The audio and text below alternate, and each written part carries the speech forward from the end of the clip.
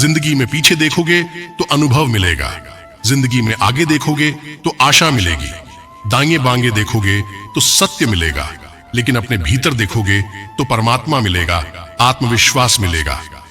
तुम्हारा मन कभी नहीं कहेगा कि मैं तैयार हूं, अब काम, पढ़ाई, ध्यान शुरू करो।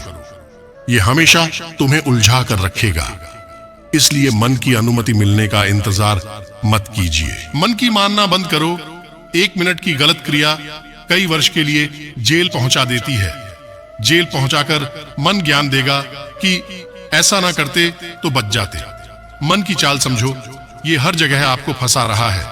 धीमे हो जाए, शांत हो जाए, चिंता मत करे, जल्दी मत करे, जीवन की प्रक्रिया पर भरोसा करे, जो होगा सब अच्छा होगा। दिमाग कचरे का डब्बा नहीं जिसमें आप क्रोध, लोभ, मोह, अभिमान और जलन रखे हैं। दिमाग एक खजाना है जिसमें आप प्यार, सम्मान, ज्ञान, विज्ञान, मानवता, दया जैसी बहुमूल्य चीज रख सकते हैं। जब मन कमजोर होता है, परिस्थितियां समस्या बन जाती हैं। जब मन स्थिर होता है, परिस्थितियां चुनौती बन जाती हैं। जब मन मजबूत होता है, परिस्थितियां अवसर बन जाती हैं। गीता में लिखा है, अपनी पीड़ा के लिए संसार को दोष मत दीजिए, अपने मन को समझाओ, तुम्हारे मन का परिवर्तन ही तुम्हारे दुखों का अंत है। हालात चाहे जैसे भी हो, डटे रहो, क्योंकि सही समय आने पर खट्टी कैरी भी मीठे आम में बदल जाती है। क्रोध से शुरू होने वाली हर बात लज्जा और तबाही पर खत्म होती है। हर किसी को जिंदगी में उतनी ही जगह दो जितनी वो तुम्हें देता है, वरना या तो तुम खुद रोगे या वो तुम्हें रुलाएगा। इस बात को समझो, ब्लेड तेज है पर उससे पेड़ नहीं काटे जा सकते हैं। कुल्हाड़ी ताकतवर है पर उससे बाल नहीं काटे जा सकते हैं। हर कोई जरूरी है अपनी अपनी काबिलियत के लिए। कभी भी जिंदगी में किसी को ये मत समझो कि ये किसी काम का नहीं है, इससे कुछ नहीं होगा। सबका अपना अपना जुनून होता है। किसी को हराना बहुत आसान है, लेकिन किसी को जितना बहुत कठिन होता है। मनुष्य का सबसे सच्चा साथी उसका स्वास्थ्य है। जिस दिन स्वास्थ्य ने साथ छोड़ा, मनुष्य हर रिश्ते पर बोझ बन जाता है। प्रकृति हर कमजोर को एक ताकत देती है और हर ताकतवर को एक कमजोरी। इतनी भी देर मत कर देना कि सपने केवल सपने ही रह जाए और उम्र निकल जाए। हर किसी को अच्छा समझना छोड़ दो, क्योंकि अंदर से लोग वो नहीं होते जो ऊपर से दिखाई देते हैं।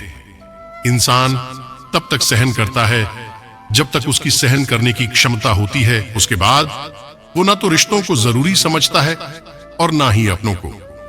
जो धोखा खाने और दुख मिलने के बाद भी गलत रास्ते पर नहीं जाता और ईमानदारी से अपना कार्य करता रहता है, ऐसा इंसान भगवान को सबसे प्रिय है। अंत में ऐसे व्यक्ति की जीत निश्चित होती है। जब दर्द और कड़वी बोली दोनों मीठी लगने लगे, तब समझ लीजिए कि आपको जीना आ गया। यदि जिंदगी में शांति चाहते हो तो लोगों की बातों को दिल पर लेना छोड़ दो।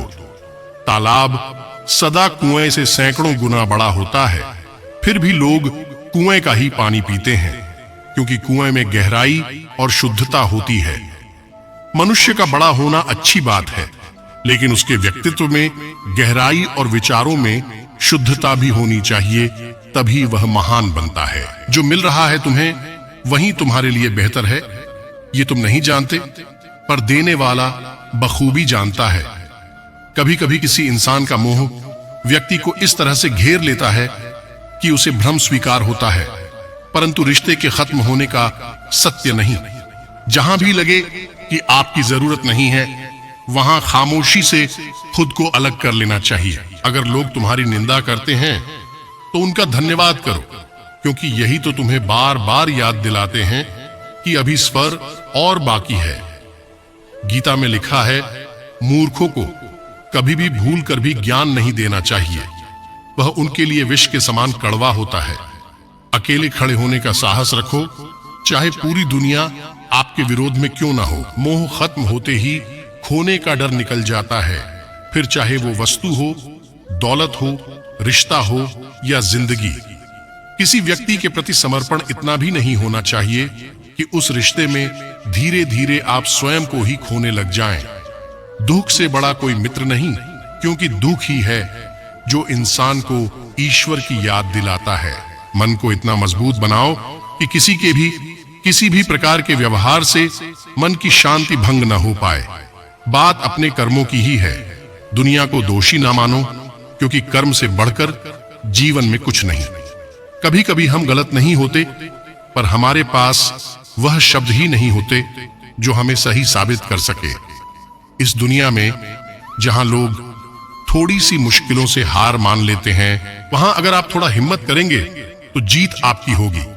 मुसीबत में फंस जाने पर मनुष्य को गृह दोष, वास्तु दोष, पितृदोष, शनि दोष, कालसर्प दोष सब दिखाई देने लगते हैं।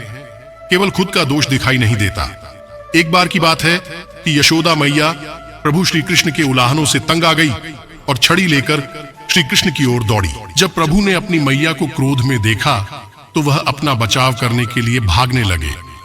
भागते भागते श्री कृष्ण एक कुम्हार के पास पहुंचे।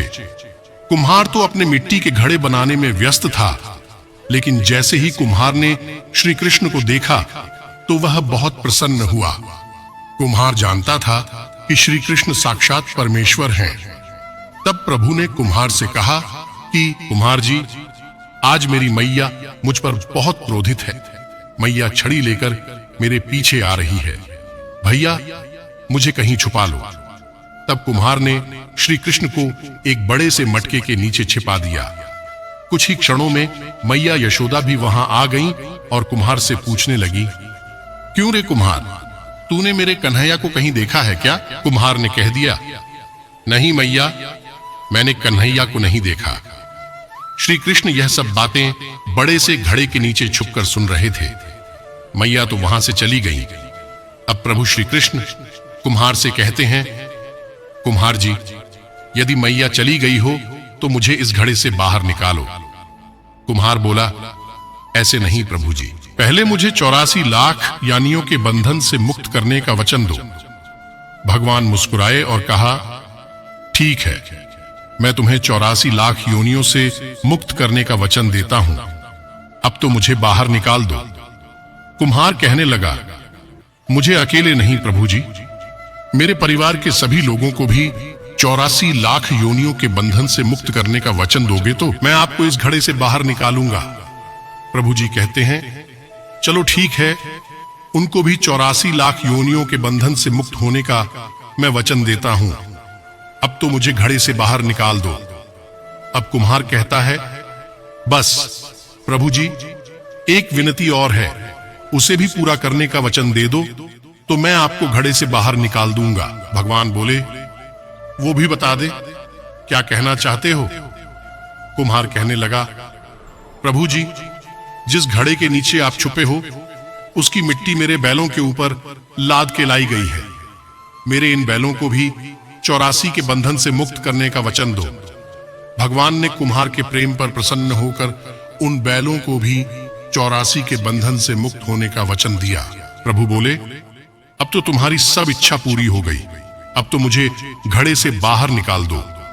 तब कुम्हार कहता है, अभी नहीं भगवान, बस एक अंतिम इच्छा और है, उसे भी पूरा कर दीजिए।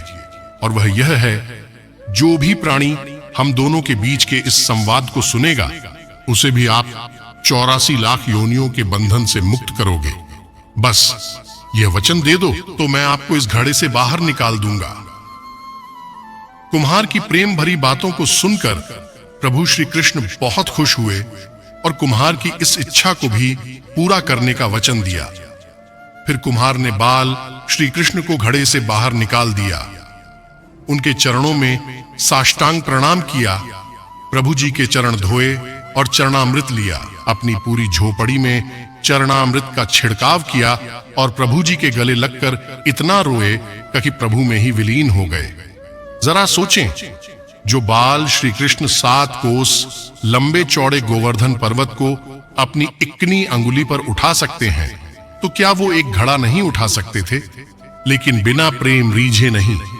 नटवर नंद किशोर, कोई कितने भी यज्ञ करे, अनुष्ठान करे, कितना भी दान करे, चाहे कितनी भी भक्ति करे, लेकिन जब तक मन में प्राणी मात्र के लिए प्रेम नहीं होगा, प्रभु श्री कृष्ण मिल नहीं सकते। प्रिय दोस्तों, मुझे आशा है कि आपको ये श्रीमद् भागवत कथा बहुत ज्यादा पसंद आया होगा। दोस्तों, अगर आप इस चैनल पर पहली बार आए हैं तो कृपया चैनल को सब्सक्राइब अवश्य करें। धन्यवाद।